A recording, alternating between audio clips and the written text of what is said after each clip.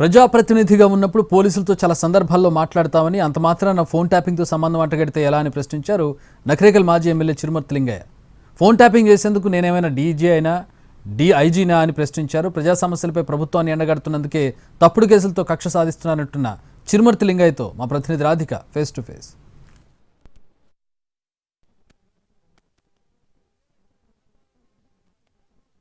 Tapping case మళ్లీ దుమారం రేపుతుంది. అయితే ఇప్పటి వరకు పోలీస్ అధికారులకు మాత్రమే విచారణ, ఇటు అరెస్టుల పర్వం కొనసాగిన నేపథ్యంలో ఇప్పుడు ప్రజాప్రతినిధులకు కూడా ఈ తాకిడి మొదలైంది. అయితే ప్రస్తుతం చిరుమర్తి లింగయ్య గారు మాజీ ఎమ్మెల్యే నకరికల్ మనతో పాటు ఉన్నారు.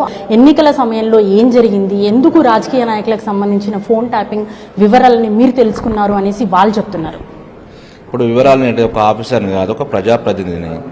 తనకు జిల్లాలో ఏదో పనిచేసింది కాబట్టి, నేను ఎమ్మెల్యే కాబట్టి నేను ఎలక్షన్లో బిజీలో ప్రచారం బాగా తిరుగుతున్నా. పబ్లిక్ ఉన్నప్పుడు తను ఫోన్ చేసి 2 సార్లు ఏదో మాట్లాడంటే ఐడియా ఉంది, నాకు కూడా అంత ఐడియా లేదు. కానీ వీళ్ళు టీవీలలో కానీ పత్రికల్లో ఫోన్ ట్యాపింగ్ అనే మాట వింటున్నాం. వాళ్ళు నోటీస్ ఇచ్చే విట్నెస్ అని చెప్పి వాళ్ళు నోటీస్ ఇచ్చి రమ్మని చెప్పడం జరిగింది. సో అక్కడికి వెళ్తే నాకు దేంట్లో ఏందనేది పూర్తి క్లారిటీగా వస్తుంది. నేను ఫోన్ ట్యాపింగ్ అని అనుకోవట్లేదు, దేనికొని అనుకోవట్లేదు, అర్థం కావట్లేదు. వాళ్ళు నోటీస్ ఇచ్చి విట్నెస్ అని చెప్పారు ఏసీబీ గారు. ఆ పద్ధతిలో నేను అప్పుడు ఏసీబీ ఆఫీస్ కాడికి అటెండ్ కావడం జరుగుతుంది. ఇదంతా ఒక రాజకీయ కోణంలో జరుగుతుందని నా భావన. ఎందుకంటే ఈ మధ్యన ప్రభుత్వ పనితీరు మీద ఎండగట్టడం కానీ, రేవంత్ రెడ్డి గారు మా దగ్గర ఆదాని గ్రూప్తో కుమ్మక్కై మరి రైతులందరినీ కూడా ఇబ్బంది పెట్టి అంబుజా సిమెంట్ ఫ్యాక్టరీ తీసుకొచ్చే కార్యక్రమం కావచ్చు, ఇలా రుణమాఫీ మీద కావచ్చు, రైతు బంధు మీద కావచ్చు, ప్రతి కార్యక్రమం మీద ఎప్పటికప్పుడు ఎండగడుతున్నాం కాబట్టి ఆ కోణంలో ఆలోచిస్తుండేమని మేము భావిస్తాం. మీరు కాదు, మీతో పాటు చాలా మందికి నోటీసులు ఇవ్వబోతున్నారు, పెద్ద పెద్ద చేతులు ఇందులో ఇన్వాల్వ్ అయి ఉన్నాయి అని చెప్పేసి పోలీసు అధికారులు చాలా స్పష్టమైన ఇది చెప్తున్నారు. ఒకవైపు ప్రభుత్వం కూడా ఆ దిశగా స్పీడప్ అయినట్టుగా అనిపిస్తుంది. సో ఎట్లా చూడొచ్చు ఇది? ఇప్పుడు మీరు పోలీసు అధికారులు చాలా మంది ఇన్వాల్వ్మెంట్ ఉందన్నమాట మీరు చెప్తున్నారు. ఈ పని ఎవరు చేస్తారు? ప్రజాప్రతినిధులు చేస్తారా, లేకపోతే పోలీసు యంత్రాంగం ట్యాపింగ్ అనేది కానీ వాళ్ళ దగ్గర ఉండే మ్యాన్ పవర్ కానీ అంతా వాళ్ళు చేస్తారా? చేయవలసింది ఏంటంటే వాళ్ళకి అవసరాలను బట్టి వాళ్ళు చేసుకుంటూ పోతారు తప్పితే మా ప్రమేయం ఏముంటుంది అందులో? వాళ్ళకైనా అవసరాలు ఉన్నప్పుడు వాళ్ళు చేసుకుంటూ పోతుంటారు. కానీ మేము ఫోన్ ట్యాపింగ్ చేయడం మా పాత్ర ఏముంటుంది అందులో? క్యాజువల్గా పరిచయం ఉంటే వాళ్ళకి మాట్లాడుతుంటారు. ఎంతోమంది అధికారులు వస్తుంటారు, మా దగ్గరికి పోతుంటారు. మా కార్యకర్తల సమస్యలు కావచ్చు, ప్రాంత సమస్యలు కావచ్చు, లేకపోతే వాళ్ళకి పోస్టింగ్లు అవసరం అంటే వాళ్ళు మాతో మాట్లాడుతుంటారు. అందరం కలయికతోటి అన్ని సిబ్బంది, పోలీసు యంత్రం కావచ్చు, ఆల్ డిపార్ట్మెంట్ కానీ పొద్దున వస్తే ప్రజా సమస్యల మీద కానీ ఏది ఉంటే ప్రజాప్రతినిధి యొక్క బాధ్యతగా మాట్లాడుతుంటాం. అంత మాత్రాన మాకేం సంబంధం ట్యాపింగ్? నేను ఎట్లా చేయగలుగుతా? నా ఇంట్లో మ్యాన్ పవర్ పెట్టుకుని నేను ట్యాపింగ్ చేస్తానేమన్నా? చేయను కదా. చేయవలసిన పోలీసు యంత్రాంగం చేస్తారా ట్యాపింగ్? నువ్వు డీజీని కాదు, ఐజీని కాదు, డీజీపీని కాదు, ఇంటెలిజెన్స్ ఐజీని అని ట్యాపింగ్ చేయమన్నా?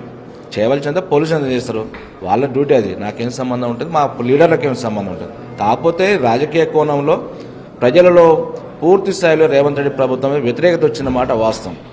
ఫెయిల్యూర్ ముఖ్యమంత్రి అంటే బాగా వచ్చింది కాబట్టి ఏం చెప్పుకోలేక, ప్రజలు తిరిగే ముఖం ఉంచలేక చాటేయడం కోసం ఒక డ్రామా క్రియేట్ చేసి ప్రతి ఒక్కరు బీఆర్ఎస్ పార్టీ నాయకులని ఏ రకంగా టార్గెట్ చేయాలని పనిలో పెట్టుకునే కార్యక్రమం తప్ప వేరే కార్యక్రమం కాదు.